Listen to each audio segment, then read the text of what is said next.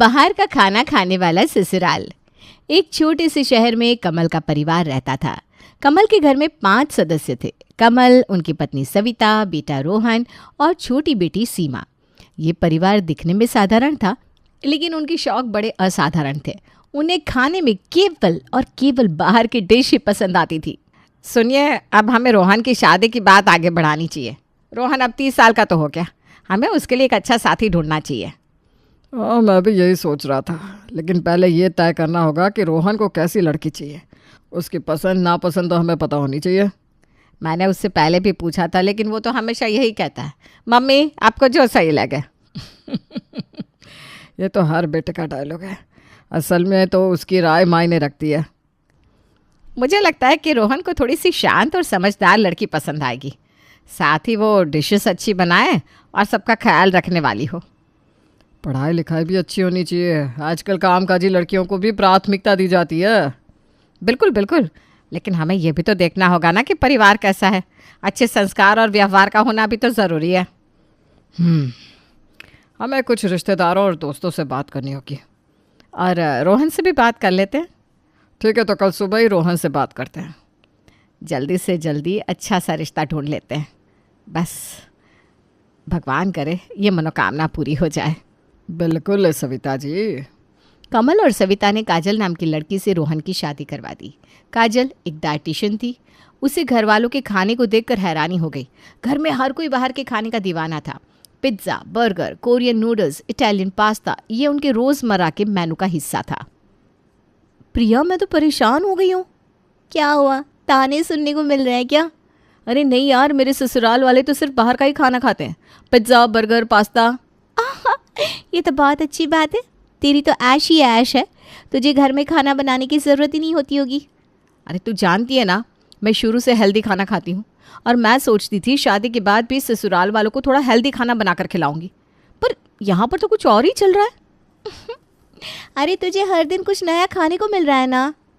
तुम मजाक कर रही हो? मैं डाइटिशियन हूँ और यहाँ घर में सब उल्टा चल रहा है। अब जीजू से तो मैं भी बात कर लूँ, पर तेरे सास ससुर जी से कैसे बात करूँगी? क्या कहूँ यार, सब्जियों की शक्ल तक भूल गई हूँ मैं। मुझे समझ में नहीं आ रहा इन्हें हेल्दी खाने की आदत कैसे डालूँ।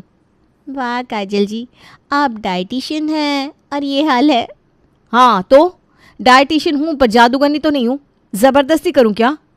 ज़बरदस्ती की ज़रूरत नहीं है। तू तो हेल्दी खाने को टेस्टी बना सकती है। क्या मतलब? मतलब ये कि सब्जियों और हेल्दी चीज़ों को इस तरह से तैयार कर कि इनकी फेवरेट डिश का वो हेल्दी वर्जन बन जाए। हाँ, मैं समझ गई। पिज़्ज़ा पसंद है तो घर पर मल्टीग्रेन बेस पर ढेर सारी सब्जियों वाला पिज़्ज़ा बना दूँ। बर्गर आटे का बनाकर टिंडे की टिक्की डालकर उसमें डाल दूँ। पास्ता भी तो बदल सकती है। हाँ, पास्ता में वाइट सॉस की जगह एवोकाडो या टोमेटो बेस्ड सॉस डाल सकती हूँ, या फिर होल व्हीट पास्ता इस्तेमाल कर सकती हूँ। ये सही है, देखा मैंने कहा था ना तू कर लेगी। अरे पर ये कोरियन नूडल्स का क्या करूँ? उसमें भी सब्जियां डालकर थोड़ा हेल्दी बना दे, और सबसे पहले धीरे धीरे आदत डाल। एकदम से हेल्दी खाना बनाएगी तो शक हो सकता है उन्हें। हाँ सही कह रही हो, अगर सब्जियां स्वादिष्ट बनाकर दूंगी तो शायद इन्हें भी आदत लग जाएगी। बिल्कुल, और ये तो तेरा हुनर है ही। तू अगर कुछ मज़ेदार बनाएगी तो तेरे ससुराल वाले ज़रूर पसंद करेंगे। थैंक यू प्रिया, तुमसे बात करके ना मेरी परेशानी हल ही हो गई। दोस्त है किसके लिए। अब जा किचन में कुछ हेल्दी और टेस्टी बनाकर सबको चौंका दे। हाँ, आज से मिशन हेल्दी फैमिली शुरू। ये हुई ना बात, अब बस रिजल्ट का इंतज़ार है मैडम। सुबह का समय था। काजल ने एक कोरियन डिश का नाम बताकर दही और पराठे को मिक्स करके नाश्ते की टेबल पे रखा, पर इस बात से सविता नाराज़ हो गई। यह क्या बहू, ये कैसे सफ़ेद उदास सी चीज़ बनाई है? कुछ चटपटा रंग बिरंगा बनाओ, जैसे कल वो पिज़्ज़ा खाया था वही बना देती। हाँ भाभी, पिज़्ज़ा की बिना सुबह अधूरी लगती है, और ये कौन खाता है? अरे माँ और बहना, तुम लोग काजल को शेफ़ बना दो, हर दिन नया पकवान खाने को मिलेगा। फिर ये कोरियन डिश है, ये हेल्दी भी है, इसलिए एक बार खाकर तो देखिए। अरे जो भी बनाओ स्वाद होना चाहिए, हल्दी वल्दी के चक्कर में ना पड़ो, हमारी उम्र तो ऐसे ही कट जाएगी। उस दिन तो जैसे तैसे काजल ने सबको फुसला कर वो डिश खिला दी, पर काजल को ये समझ में आ रहा था कि घर वालों के खाने की आदत बदलना आसान नहीं होगा।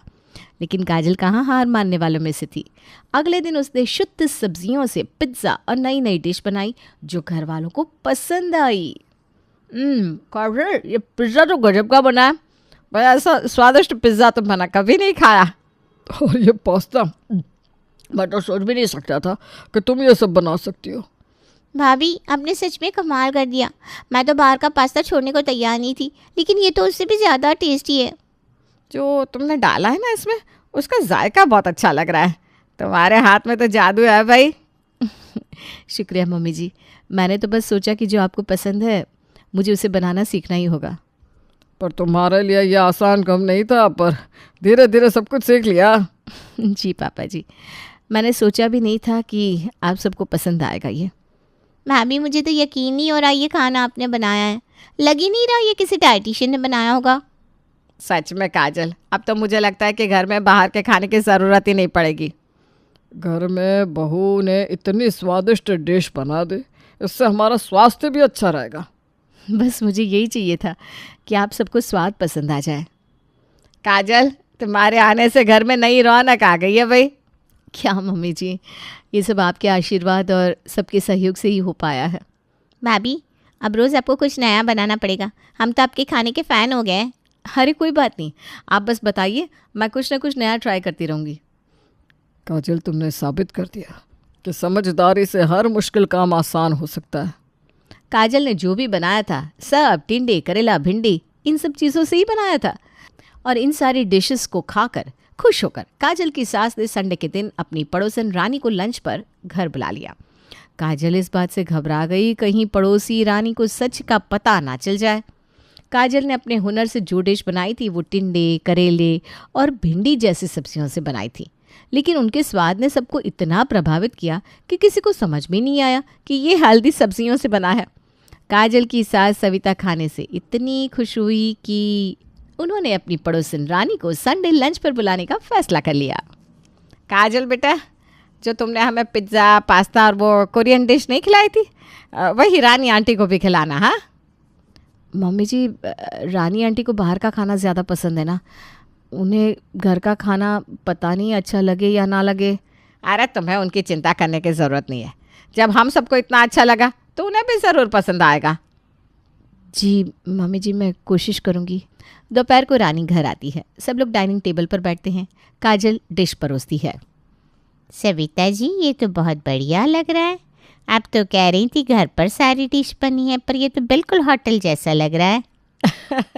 अरे ये सब हमारी बहू काजल का कमाल है। वाह वाह, ये पिज़्ज़ा तो लाजवाब है। और ये पास्ता इतना स्वादिष्ट। आपको सच में अच्छा लग रहा है रानी आंटी? अच्छा, ये तो बेहतरीन है काजल। तुम्हारे हाथ में जादू है, जादू। मैंने तो पहले ही कहा था कि हमारी बहू सबसे बेहतरीन डिश बनाती है। अच्छा, मुझे चलना चाहिए। और काजल, अगली बार मुझे अपनी रेसिपी का राज ज़रूर बताना। रानी डिश खत्म करती है। काजल की ओर देखकर मुस्कुराती है। रानी जब अगले दिन काजल से मिलती है तो कहती है, काजल, सच में ये सब्जियों का जादू तुमने कैसे किया? टिंडे, करेला और भिंडी को पिज्ज़ा और पास्ता में बदलना आसान नहीं है। आंटी जी, मुझे पता था कि मेरे ससुराल वालों को सीधे साधे तरीक़ों से सब्जियां खिलाना मुश्किल होगा, इसलिए मैंने उनकी पसंदीदा डिश में हेल्दी ट्विस्ट डाल दिया। वाह, तुम्हारी क्रिएटिविटी की तो दाद देनी पड़ेगी। मैं तो सोच भी नहीं सकती थी कि ऐसा हो सकता है। आंटी, लेकिन मैंने ये सब उनकी सेहत के लिए किया है। पहले तो मुझे बहुत डर लगा कि वो पहचान ना ले।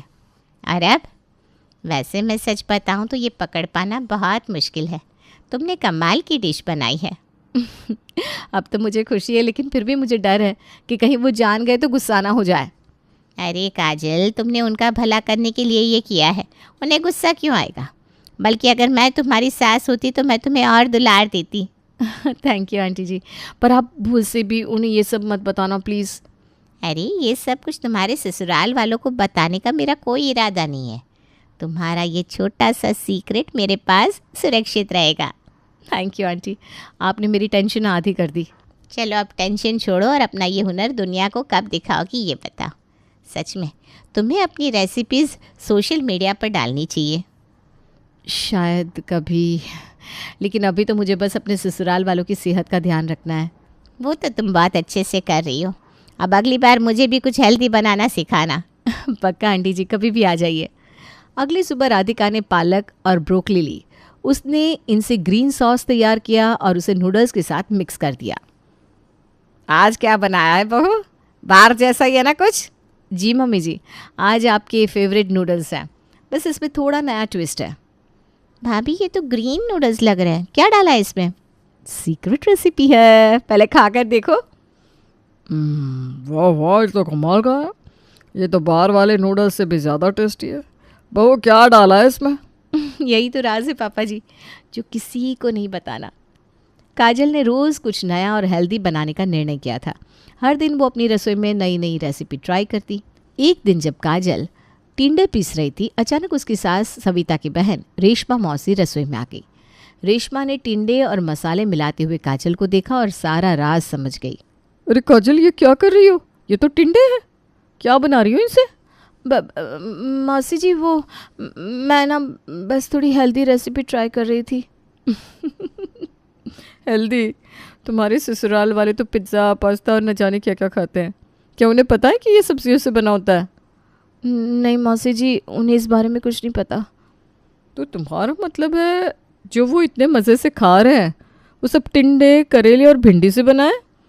जी मौसी जी, लेकिन ये सब मैं उनकी भलाई के लिए कर रही हूँ।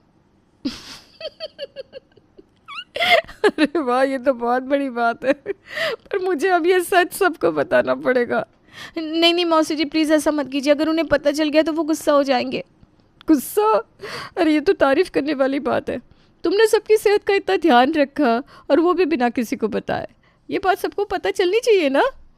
मौसी जी, मैं आपसे विनती करती हूँ, प्लीज़ ये बात किसी को मत बताइए। कैसी बात करती हो? जो चीज़ तारीफ़ के काबिल है उसको छुपा कर रखना तो गलत बात है। मैंने ये सब उनकी भलाई के लिए किया है। अगर उन्हें सच पता चल गया तो वो नाराज़ हो सकते हैं। काजल, इस बात के लिए कोई नाराज़ क्यों होगा? तुमने तो उनके अच्छे के लिए किया है। फिर भी मौसी जी, मैं नहीं चाहती कि ये राज खुले। सब खुश है और हेल्दी खाना खा रहे हैं, बस यही मेरे लिए काफ़ी है। ठीक है, चल मैं कुछ नहीं कहूँगी, लेकिन एक शर्त है। मैं आपकी हर शर्त मानने को तैयार हूँ मौसी जी, बस आप ये बात किसी से ना कहिएगा। अरे इतना डर मत, पहले मेरी शर्त सुन ले। क्या शर्त है आपकी मौसी जी? मुझे भी सिखाओ इन सब्जियों को इतना टेस्टी कैसे बनाते हैं। मेरे घर वाले भी सब्जियों से भागते हैं। जी मौसी जी, मैं आपको सब सिखा दूंगी। तुम सच में कमाल हो। मैं किसी से कुछ नहीं कहूँगी, टेंशन मत लो। लेकिन ये टैलेंट ना छुपाने लायक नहीं है। रेशमा मुस्कुराते हुए रसोई से बाहर चली जाती है। काजल थोड़ा नर्वस लेकिन राहत महसूस करती है। उसी दिन उसने लौकी से सूप, करेले से स्टफ्ड रोल्स और तुरई से कुरकुरी फ्राई बनाई। हर बार सबको यकीन दिलाया कि ये बाहर का खाना है। बहू, आज मौसी जी को पिज्ज़ा और ग्रीन नूडल्स भी खिलाना। लेकिन हाँ बहू, ग्रीन नूडल्स में ब्रोकली थोड़ी कम डालना, वो बहुत ज़्यादा हो जाती है। और बहू, पिज़्ज़ा पे जो स्टफिंग डालती हो ना, उसमें भिंडी भी थोड़ी सी कम डालोगी तो ज़्यादा मज़ा आएगा। पर मम्मी जी, ये सब चीज़ें तो इनमें डलती ही नहीं, ये तो सब्जियां हैं। हमें सब पता है बहू। ये सुनकर काजल बिल्कुल हैरान रह गई। एक पल को तो उसे यही लगा कि रेशमा मौसी ने सबको बता दिया है। काजल बेटा, घबराओ मत, हमें सब पहले दिन से पता है। हैं? मम्मी जी, सब पता है? हाँ बेटा, हम तो पहले ही दिन समझ गए थे कि तुम खाने में सब्जियां छुपा रही हो। और फिर भी आप लोग खा रहे थे। अरे क्यों नहीं खाते? तुमने जो प्यार और मेहनत से बनाया था उसे कैसे नहीं खाते? और सच बताऊं भाभी, पहले मुझे भी शक हुआ था, लेकिन जब आपकी डिश का स्वाद चखा तो मैं कुछ बोल ही नहीं पाई। तो मतलब आपको सब पता था? हाँ बेटा, लेकिन तुम्हारा ये तरीका हमें इतना पसंद आया कि हमने कुछ कहा ही नहीं। देखो बेटा, तुमने जो किया वो हमारी सेहत के लिए किया। तुम्हारी मेहनत और प्यार को देखकर हम मना कैसे कर सकते थे? भाभी, सच कहूँ तो मैंने कभी सोचा ही नहीं था कि मुझे टिंडा और करेला भी अच्छा लग सकता है। काजल, तुमने जो किया है वो काबिल तारीफ है। तुमने ना सिर्फ हमें हेल्दी खाना खिलाया बल्कि हमारे स्वाद को भी बदला। मम्मी जी, पापा जी, मैंने ये सब बस आपकी सेहत के लिए किया था। मुझे डर था कहीं आप गुस्सा ना हो जाए। गुस्सा? बेटा, हम तो तुम्हारे इस तरीके से बहुत खुश हैं। तुमने अपने काम से साबित कर दिया कि प्यार से सब कुछ बदला जा सकता है। बेटा तुम तो इस घर की शान हो, तुम्हारे जैसी बहू हर किसी को नसीब हो। तभी वहाँ काजल की दोस्त सीमा और पड़ोस की रानी आंटी आती हैं और कहती हैं, काजल ये तो कमाल है, तुम्हारी रेसिपीज देखकर तो मैं भी हैरान रह गई हूँ। और आंटी सिर्फ टेस्टी ही नहीं, हेल्दी भी है। काजल तुम्हें ये सब सोशल मीडिया पर शेयर करना चाहिए, अब तो तुम्हारे घर वालों को भी सब सच पता चल गया है। सोशल मीडिया पर? नहीं नहीं, मैं ये सिर्फ अपने परिवार के लिए करती हूँ। अरे सिर्फ परिवार के लिए क्यों, बल्कि और लोगों की भी तो ये मदद कर सकता है। कितने लोग हैं जो सोचते हैं कि हेल्दी खाना बोरिंग होता है। तुम उन्हें दिखा सकती हो कि ये कितना मज़ेदार और स्वादिष्ट हो सकता है। सोचो लोग तुम्हारी रेसिपीज़ को फॉलो करेंगे, सीखेंगे और उनके घरों में भी हेल्दी खाना बनेगा। लेकिन क्या ये सब इतना आसान होगा? काजल, जब तुम सब्जियों से पिज्ज़ा बना सकती हो तो सोशल मीडिया पर अकाउंट बनाना तो बहुत आसान है। भाभी, मैं आपकी पहली फॉलोअर बनूंगी। हाँ बेटा, रानी आंटी और प्रिया बिल्कुल सही कह रही हैं। तुम्हारे हाथों में जो हुनर है उसे सबको दिखाना चाहिए। और हम सब तुम्हारे साथ हैं बहू। और भाभी, मैं आपकी वीडियो में कैमरा संभालूंगी। आप सबके इस भरोसे और प्यार से तो अब मुझे सच में ये करना ही होगा। देखना, तुम्हारी रेसिपी सिर्फ तुम्हारे परिवार को नहीं, पूरी दुनिया को हेल्दी बनाएंगी। काजल की आंखों में आंसू आ जाते हैं। वो खुश होकर सबका धन्यवाद करती है और सबको ये समझ में आता है कि घर का खाना केवल सेहतमंद ही नहीं, स्वाद में भी बाहर के खाने से बेहतर हो सकता है।